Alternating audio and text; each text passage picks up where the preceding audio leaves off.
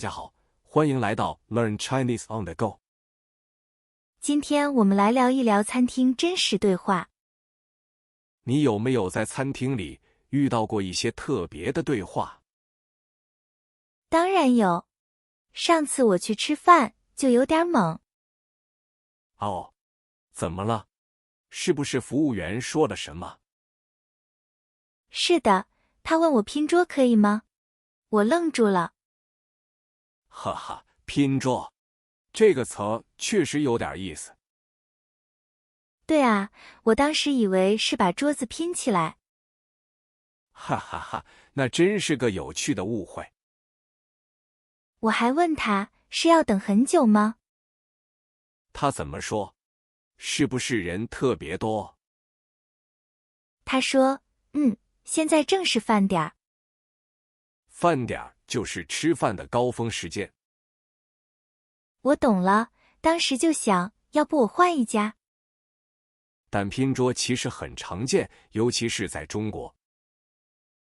是啊，后来我才明白他的意思。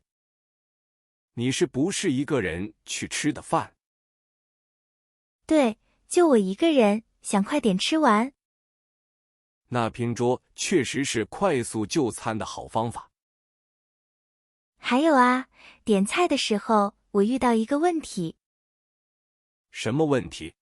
是不是菜名太难了？不是，是服务员问我吃辣吗？这个很简单啊，可以说吃或不吃。但我说了一点点，结果有点辣。哈哈，这个一点点的度很难把握。对，所以下次我应该说微辣。微辣这个词儿很实用，记住它。还有结账的时候，他们问我现金还是扫码。现代生活扫码支付太普遍了。是啊，我习惯用手机支付，很方便。你有没有遇到过想打包的时候？有的，我问可以打包吗？他们一般都会说可以的。是的，然后给我一个小盒子。这就是打包盒，很环保方便。还有一次，我想点一份炒饭。炒饭很受欢迎，你说了什么？我问有蛋炒饭吗？蛋炒饭，这是最经典的炒饭了。他问我要加香肠吗？加香肠也不错，味道会更丰富。我说不用了，谢谢您。这就是很日常的餐厅对话了。对，有时候简单的对话也很重要。对的，这些都体现了文化习惯。比如请稍等，也经常听到。对，或者您的菜马上就好。听起来很温暖，很有耐心。还有慢走，是离开时的祝福。这些小细节让吃饭更有趣。是啊，学习这些很有意思。下次我们再聊聊别的文化小事。对啊，今天聊得很开心。是很有意思的发现。我想到另一种常见情况。哦，快说说看是什么？就是关于打包的事。打包，这个也很常用啊。对，有次我吃不完饺子。然后你就说要打包，对吗？我只说了打包。服务员怎么回答的呢？他问需要打包盒吗？啊，这个细节很重要。是啊，有时要自己付钱。对，这和很多国家不同。这也算一种文化习惯。我觉得打包文化很实用。是的，不浪费食物。还有，请问您几位呢？这是入座前必问的。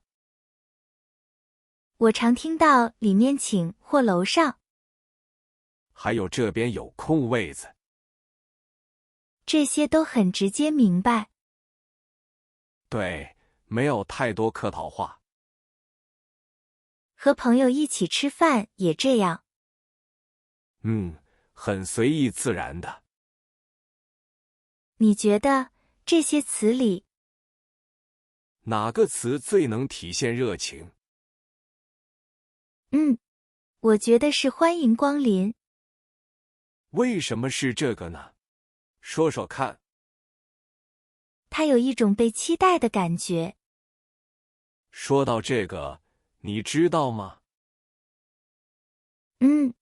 什么事情？有些餐厅还会送小菜。哦，是免费的那种吗？对，就像一种欢迎礼。这真是让人感到惊喜。特别是第一次去的时候。那是餐厅表达心意，也是建立顾客关系的方式。这种细节真的很暖心。是啊，不过也有更复杂的。复杂的，比如什么呢？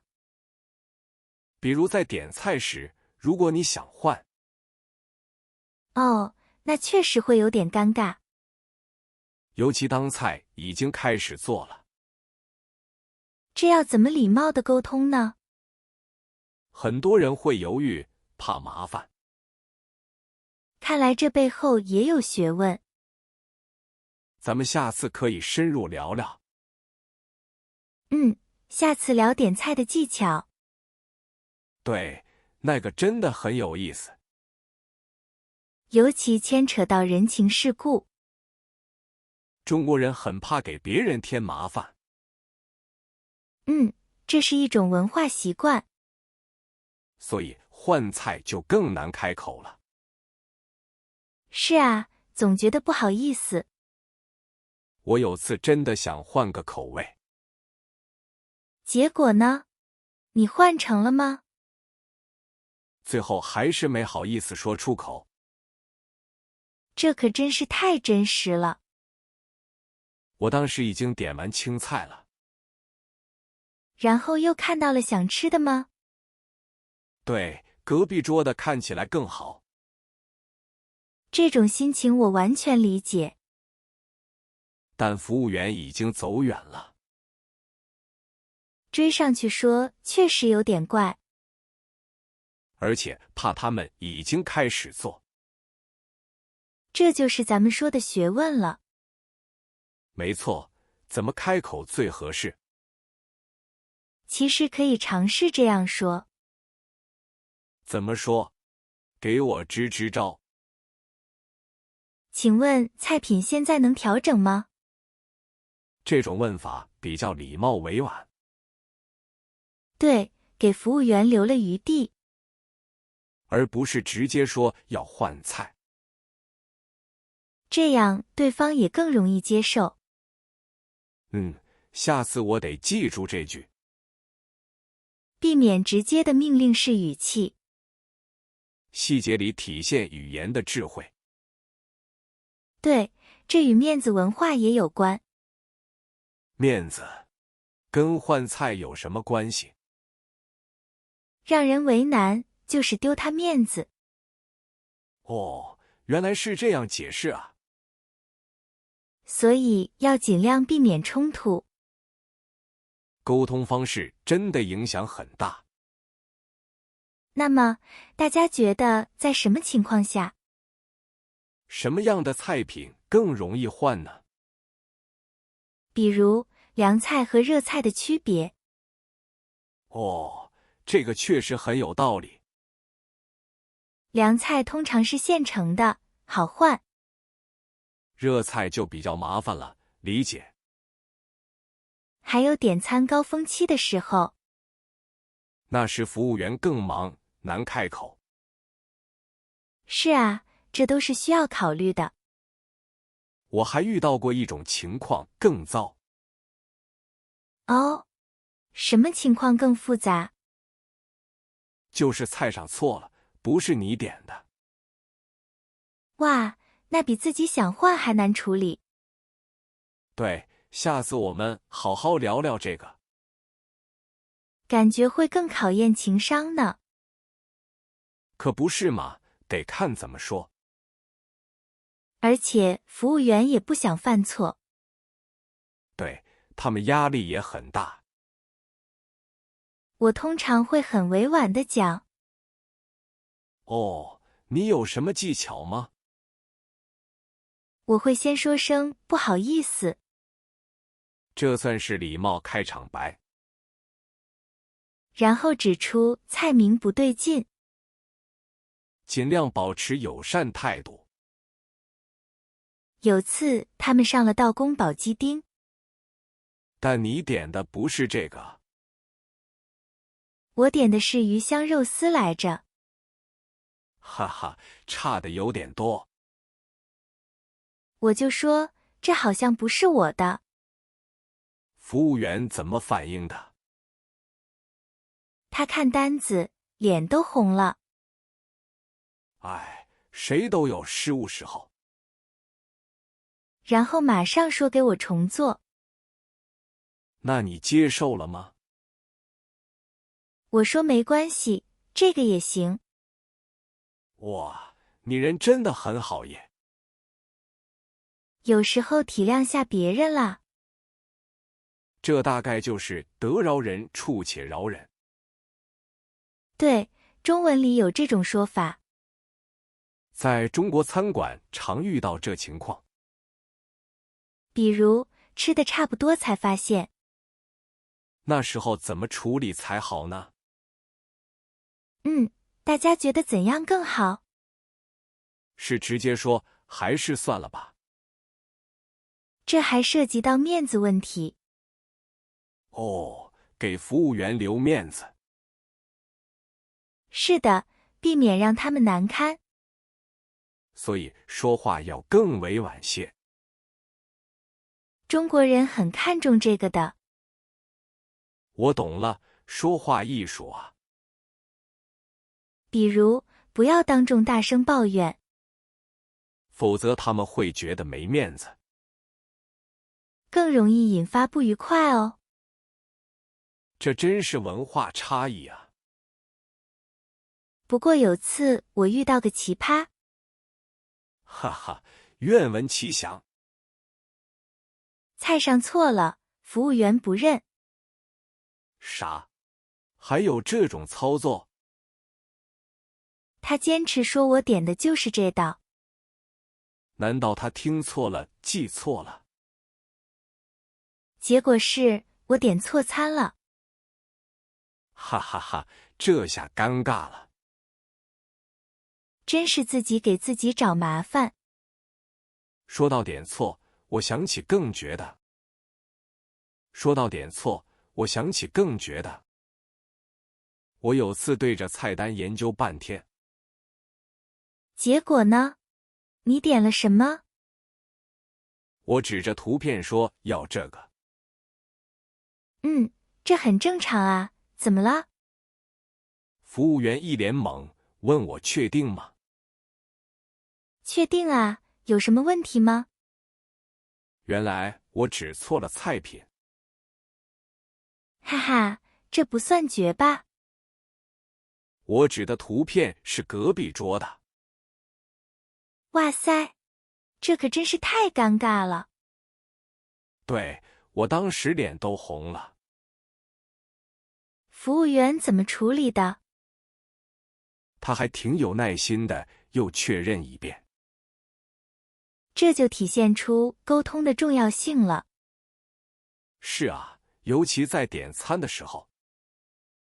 有些菜名听起来特别像。对，比如炒饭和炒面。还有醋溜土豆丝和酸辣土豆丝。味道可是完全不一样的。没错，一个小区别大不同。所以仔细确认是必须的。你知道有些地方点菜有什么特别的规矩？比如四川不能说辣。为什么？四川不就是辣吗？他们默认你肯定能吃辣。那要是不想太辣怎么办？你得说微辣或者免辣。哦，这真是个文化陷阱啊！是啊，好多地方都有这些。像我以前去广东喝早茶，那里是不是更讲究？他们喜欢先洗一遍餐具。哦，用茶水烫一下，对吗？对，表示对卫生的重视。也是一种生活仪式感。你觉得这个习惯好吗？挺好的，安心一些。还有人把洗碗水倒地上。真的吗？这也太随性了吧。对，服务员也都习惯了。这真是让人意想不到呢。还有一种情况更难处理。比如呢？快说说看。就是朋友请客吃饭的时候。哦，那确实有点复杂。抢着买单的文化，你懂吗？哈哈，那可真是门学问。是啊，要眼疾手快才能成功。我每次都搞不清楚规矩呢。一般都是请客的人来付钱。但是大家都会争着去买单。这表示对朋友的尊重和情谊。挺有意思的文化现象。有时甚至会为此吵起来。哈哈，我见过那种场面呢。双方都在推让，很可爱。那最后是谁会成功买单呢？往往是更强硬的那一方赢。这需要一些策略和技巧呀。对，或者偷偷去柜台付掉。哦，这招很高明，很实用。是不是觉得中国文化很丰富？是的，处处充满着小细节。还有很多值得我们去探讨。比如大家一起吃饭时聊天。对，用餐时交流也很重要。怎么才能融入当地的对话？倾听是第一步，多听多学。我有时候会插不上话呢。没关系，慢慢来就好了。还需要了解一些当地习俗。比如吃饭时不能玩手机。这是基本的餐桌礼仪。还有敬酒时的小细节文化。哦，这个我还没深入了解。倒酒、碰杯都有讲究呢。哇，真是学无止境啊，大明。学习中文就是在学习生活。每次都感觉收获满满的。今天我们聊了很多趣事。从洗碗到买单都很有趣。确实，这些都是真实体验。我觉得最难的是抢着买单。